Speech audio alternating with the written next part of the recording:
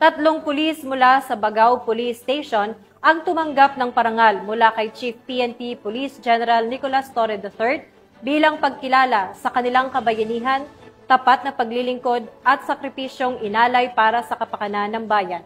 Nakibalita dyan si Patrolman Eduardo Balawag.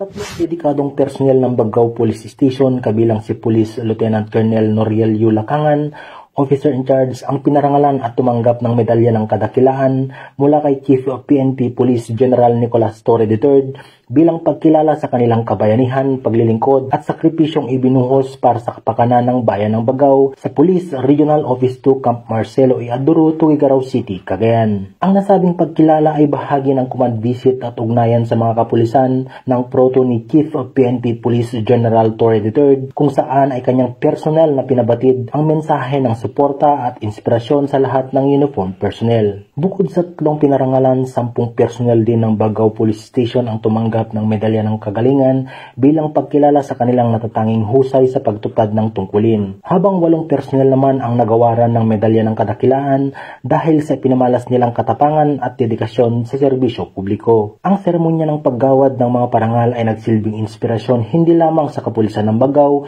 kundi maging sa buong komunidad. Patunay ito na sa kabila ng mga hamon na nanatiling matatag at handang magsakripisyo ang mga tagapangalaga ng batas upang masiguro ang kaligtasan ng bawat mamamayan. Ipinamalas din dito ang kahalagahan ng pagkilala sa mga alagad ng batas na patuloy na nagtatrabaho ng maintegridad at malasakit sa bayan. Napakahalaga ng parangal na ito dahil hindi lamang ito simpleng medalya o sertipiko.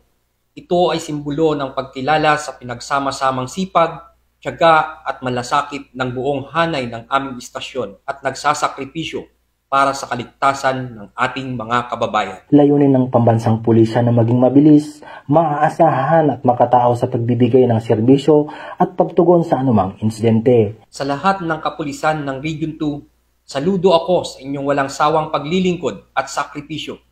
Naway patuloy nating pagkaisahan ang ating misyon para sa katahimikan at kaligtasan ng ating nasasakupan. Ang pagkilalang ito ay para sa ating lahat. Dahil sa bagong Pilipinas, ang gusto ng pulis, ligtas ka! Mula dito sa Lambak ng Cagayan, ako ang inyong Police News Network Correspondent, Patrolman Balawag, alagad ng batas, tagataguyod ng Balitang Pulis.